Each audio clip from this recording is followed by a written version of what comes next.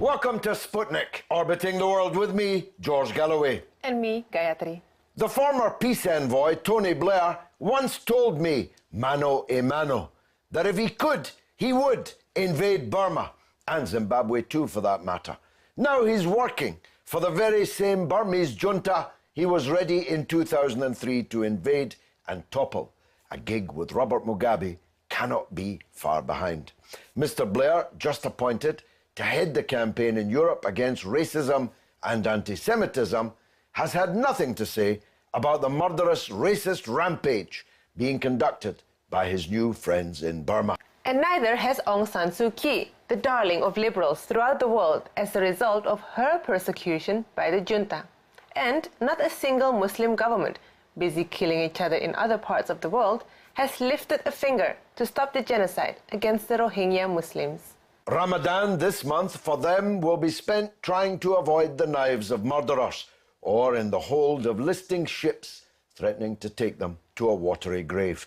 Joining us now to discuss the crisis is Mr Tun Khin, President of the Burmese Rohingya Organization in the UK. Tun, tell us just how bad is the situation for the Rohingya now?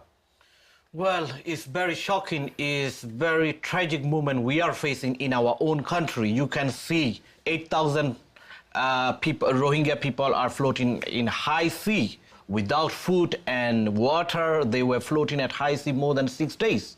And media is looking at only 8,000 people floating at high sea. But international community like US government, UK, EU governments, they have to look at behind the scene. More than 1.3 million Rohingyas are facing genocide in their own land. That's why these people are fleeing. This is what the situation they are facing. That's why current crisis, Rohingya refugees are fleeing from Burma.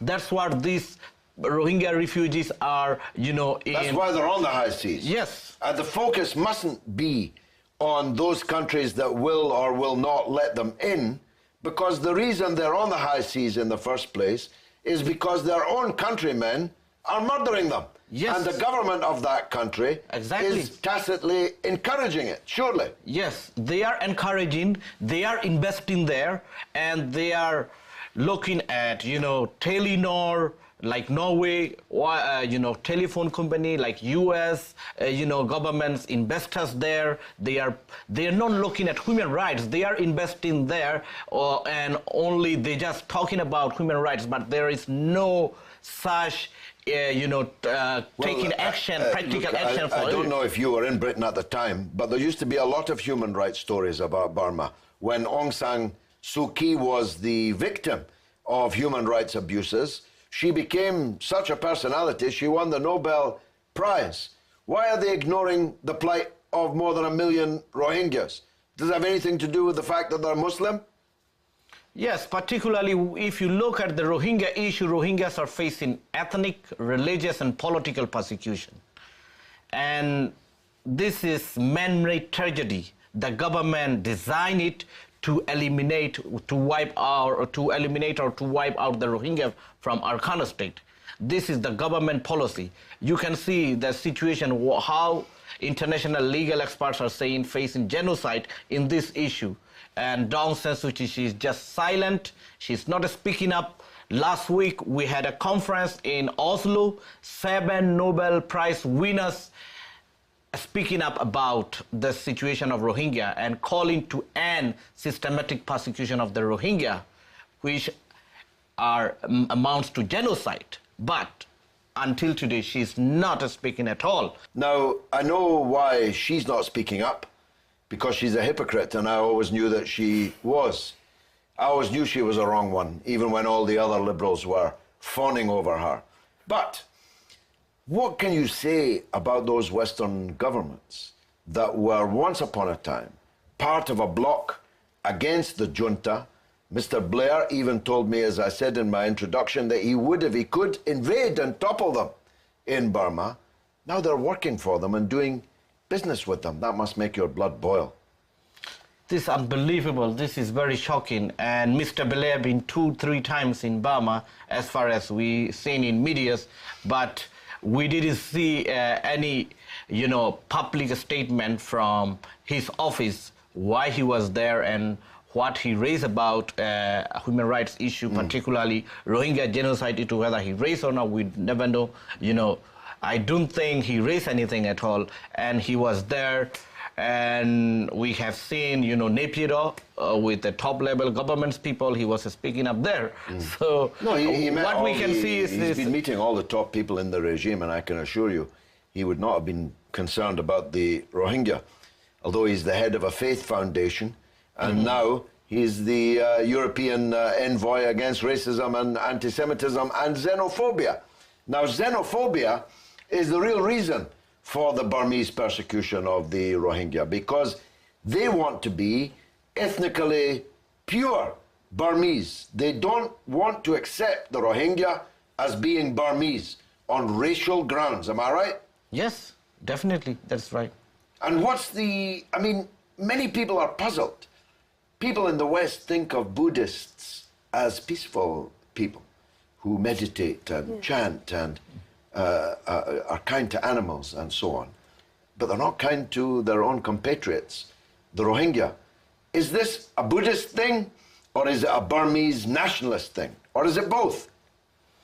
I should say it's nationalist first, and that's the way the government applied. The government have been using many decades, brainwashed to the Burmese people that Rohingyas are not exist in this country. They are illegal immigrants. You can see how they manipulate their top level. Top level, what I mean is President Thein Sein, with his own words, he mentioned that these Rohingyas are not citizens of Burma. They are illegal immigrants.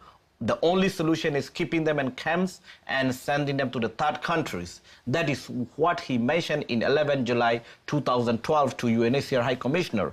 So as a top level, they are spreading up the words as an anti-Rohingya campaigning is very stronger.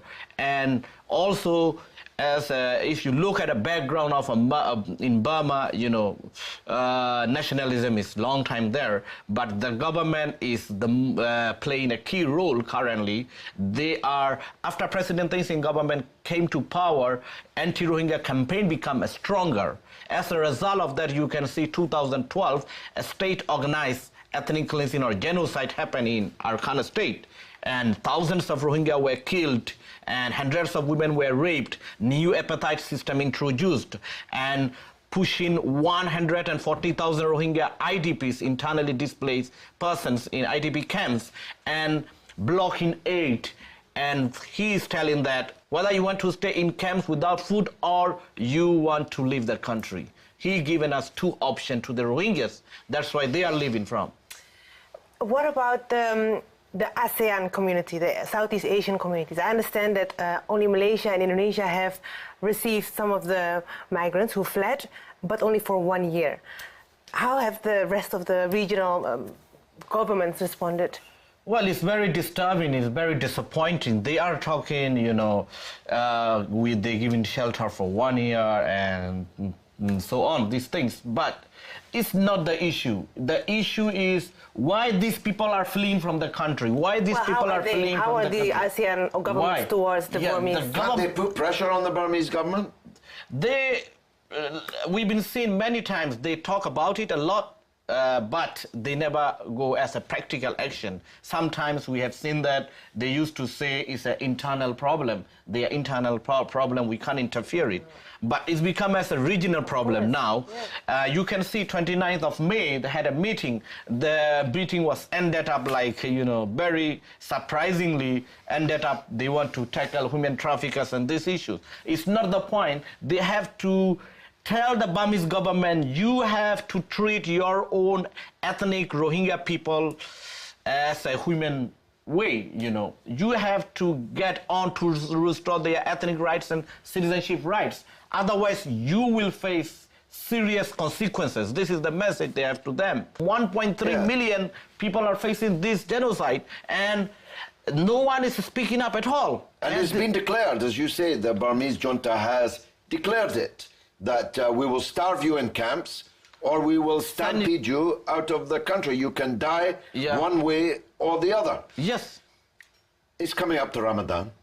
What do the Muslim governments of the world have to say about this? Can't they lift a finger to help their co-religionists in Burma?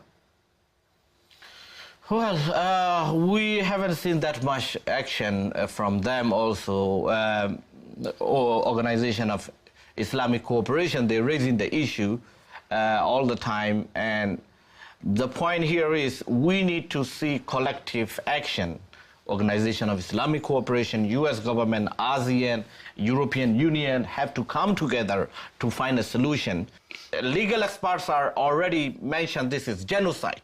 Denying the right to have citizenship, denying the right to have medical treatment, denying the right to have food, denying the right to have education, denying the right to have child, creating a state-sponsored violence against Rohingya and pushing them to the camps. And more than 140,000 Rohingya become IDPs, and the blocking of aid, and then they are asking you whether you want to live starving to death in these camps or you live from the country. This is the clearly genocide that you can see what's happening. It's as clear as any example in recent times. We appeal international community, they need to act before too late. Yeah, it's the devil or the deep blue sea. Tun, thanks for coming on board. Thank you so much. Sputnik. Coming up after the break, the mortal threat to the most London of institutions, the black cap. We'll be right back.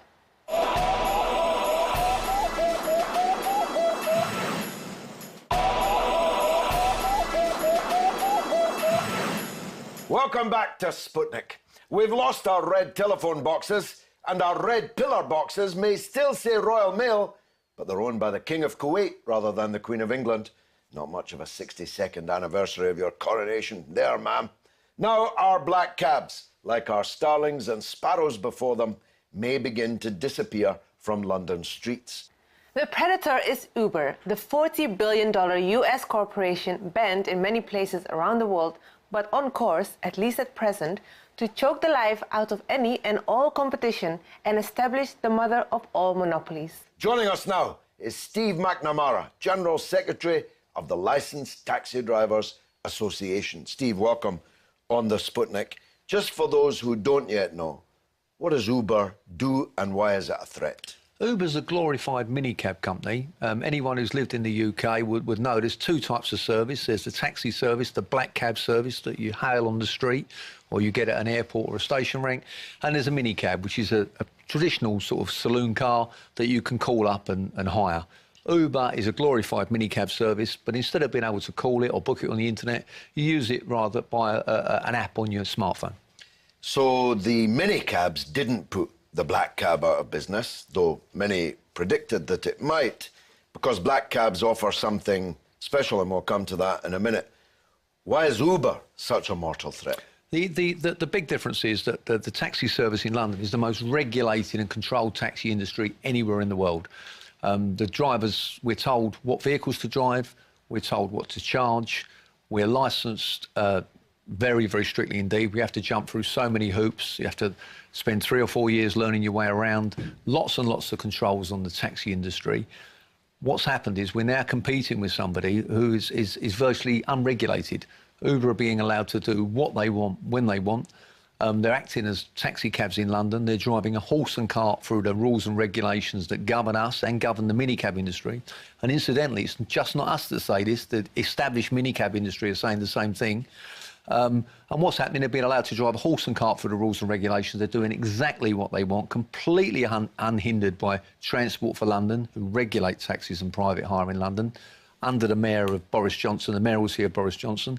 And as a result, we're struggling. The unskilled labour, driving uninsured, cheap cars, being held on the street using an app, using a meter to charge fares. All of these things they're not allowed to do. All of them they're being allowed to do. And the regulators say to us when we say, why are they being allowed to do this? It's a competition. Well, that's their mantra, of course, competition. But it's not fair competition, because my son-in-law is doing the knowledge at the moment, hopes to be one of your members before very long, if the trade still exists by the time he's finished. These hoops that you talk about are necessary hoops, because they are character hoops. Yep. They are criminal record and other Yep. personality and behavioural checks. Yep. The standard of the vehicle has to be just so, the cleanliness of it has to be just so, and of course the knowledge Yep. of where you're actually going. Yep. And you can be held to account if you go the wrong way in a black cab, but you can't in an Uber. No, Uber are allowed to do exactly what they want. All of the things that you've said, with, as I say to you, Transport for London set our fares. They test me, and your son-in-law will be tested, that he knows every single street within 6 miles of Charing Cross without a sat-nav. He just knows all the names of the streets, public buildings, theatres, restaurants, anything that a passenger could want to know, you have to know. All of these things we're made to do. They then tell us what to charge. They make us drive one of the most expensive vehicles on the road, a black cab. The cheapest one at the moment is about £40,000 to buy. Cost a fortune to run. They do probably 18, 20 miles to the gallon. And we're constantly checked for safety of the vehicle, all of which is great. You know, the vehicle's checked on street, the vehicle's checked every 3 months to make sure it's safe. On-street compliance officers turning up on ranks, opening the bonnet, checking everything, all of which is great. It ensures public safety. Unfortunately, we're now competing with somebody who many of the vehicles are not even insured. Many of the people driving them are not even on the Uber platform. What's happening at the moment is you sign up for Uber, and then at the weekends, you just give the phone to your brother or your neighbour and he goes out in the car. He hasn't even been checked, let alone that you've been checked. He hasn't been checked. They don't even know who's driving the car. And the regulators and the police are telling us it's competition, hardly a level playing field. All we're asking for is enforce the existing laws.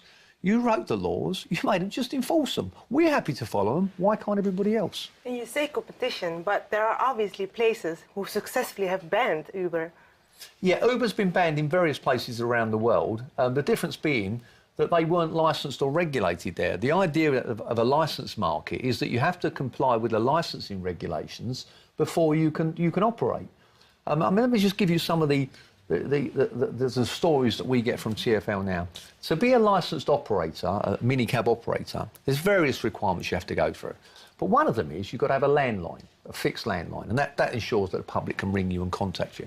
So Uber haven't got a landline. So when we say to TfL, in a simple one, there's lots of others, they haven't got a landline. They say, they only need a landline on the day they apply. Only on the day they apply. Why would anyone write legislation where you only needed a landline on the day you... Obviously, Parliament intended them to have a landline. There's no two ways about it. Yeah. Now, I introduced them as a $40 billion US corporation. How on earth did they amass that level of capital? And what's the purpose of it, if not to drive out all competition? Well, firstly, you're wrong. It's probably approaching $50 billion, I'm now informed, this week. The week before it was 48 billion. I'm now told this morning it's approaching 50 billion. Uber's business model is a complete mystery to many people. What happens at the moment, they get money in from various venture capitalists and various funding options, and they pump it out the door in the form of free rides.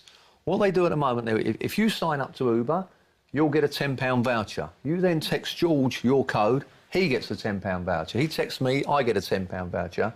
Once I get one, you then get another one because they trace it back to you. They're pumping money out the door, they're bringing it in and they're spending it. Quite what the business model is, I really don't see, because at the moment they're not making any money, they're just spending it. Yeah. But that's what you do if you want to create a monopoly. You basically undercut everyone else, free giveaways, 2 for the price of 1 and all of that. In this case, 3, 4, 5 for the price of 1. And once you've got the monopoly, of course, the market is yours to exploit as you will. Whereas your fares are regulated, theirs will not be. And the only way will be up. So how seriously are the cab trade taking this? What do you plan to do as the leader of the association. Right, well, what we did, George, the first thing we did, we approached the Mayor and Transport for London and we laid out very specific and clear breaches of the rules and regulations by Uber. And we said, these are the offences they're committing. They're using a meter, they're not allowed to. They're accepting automatic howls in the street, they're not allowed to. The driver takes the booking in the car, they're not allowed to. It's meant to be done at an operations centre. They're taking a booking in London and processing it in Holland in order to avoid paying tax. I'll come to that in a moment. Yeah. They're supposed to be taking the book. So we lay this big, long list of complaints in front of the regulator and we say this is what they're doing. They've then come back. It took them months to come back. They've come back with various reasons why they don't think it's quite illegal and why perhaps they should be doing this. Lots and lots of very lame excuses as to why they're not operating. As a result of that and their refusal to act, we've taken out private prosecutions against Uber. The first one we've taken out is for the use of a meter. They're very clearly using a meter to price fares. That's currently going before the High Court. We're very shortly to issue private prosecutions for applying for hire, taking bookings in a car and operating without a licence. Once again, our members are having to fund this because the regulator won't do it. Questions need to be asked as to why the regulator won't do it. It's very clear what's going on. And all the time, it's an uphill struggle. We get to the magistrates' court, and the first thing the magistrates want to know is, well, why are the authorities not doing this? Why are you doing it? Why is it, if it's the issue you say, the regulator should act. We're on the back foot all the time. But we are in the courts, we are pursuing Uber, but we're fighting on two fronts. Not only are we fighting in the courts, but Uber have got a £250,000 a month PR budget, which they're spending with the media, across the media, try and find many articles criticising Uber. Just recently there's been a few, but prior to that it was all good news with Uber because of the money they're spending with journalists, because of the money they're spending with PR and marketing companies. We're fighting an uphill battle, but we've taken to the streets on several occasions to raise our profile.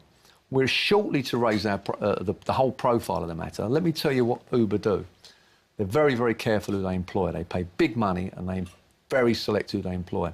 They've just employed Rachel Whetstone. She used to be the head of PR and marketing at Google. Her husband is Steve Hilton, the famous Downing Street guru, personal friend of David Cameron. In fact, I believe she was the godparent to one of his children. He's now, David Cameron, when we did a demonstration last week, has popped up suddenly in favour of choice, and he's in favour of the consumer.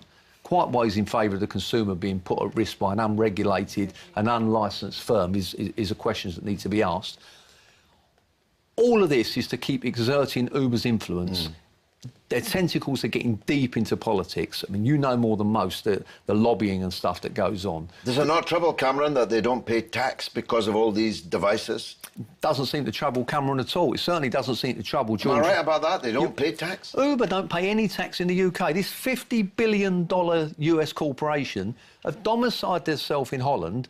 In Holland, they've got special VAT exemptions of only 6% for transport companies. So they take advantage of that by domiciling themselves in Holland.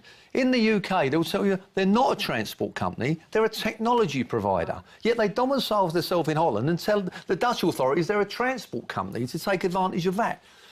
They're not paying a penny tax in the UK, and the irony of it is, Uber sell themselves to as potential earning income to unskilled people. They tell them you can become a cab driver, come onto Uber, and you'll earn £40,000 a year. And understandably, with the economy the way it is and unemployment the way it is, many people sign up to that lifestyle and that commitment. Why wouldn't you? They get themselves a car, they get themselves a minicab licence, and very quickly they realise that in order to earn minimum wage, they've got to be working 12 or 14 hours a day. If they want to earn anything above minimum wage, they've got to be working 18 hours a day. As a result, many of the Uber drivers are claiming tax credits and other Department of Work and Pensions benefits, which they're entitled to for not earning enough money. So they're not, Uber ain't paying us tax, and the taxpayer is paying Uber's drivers. Sounds like a David Cameron scheme to me. Steve, we've got to leave it there, but we're going to talk about this again. Good luck with your campaign. And now it's your turn to tell us what you think through the portals of social media. What's rattling, Gayatri? Well, a lot of outrage, obviously, on the situation of the Rohingya Muslims. Syed says, lack of unity will always cause Muslims to suffer humiliation, no matter what. Hashtag OIC. And a surprising response on the Uber matter. There seems to be a lot of Uber fans out there. Adam Tudor says, consumer demand and the free market win. Adapt and overcome caps or become obsolete. Yes, well, that's the law of the jungle. Some of us don't want to live in the jungle.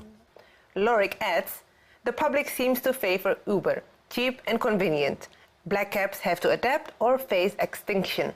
Well, depends how convenient it is. If you get into an uninsured, lousy saloon car... Sleepy. With a driver who's been working 18 hours and whose background has not been checked, and who might just be, well, dodgy. Won't seem so cheap and convenient then. Well, that's all that we've got for this week. Which, alas, means that's the end of the show. You can stay in touch with us on Twitter at RT_Sputnik and on Facebook, Sputnik on Russia Today. It's goodbye from me, Gayatri. And from me, George Galloway. It's been marvellous.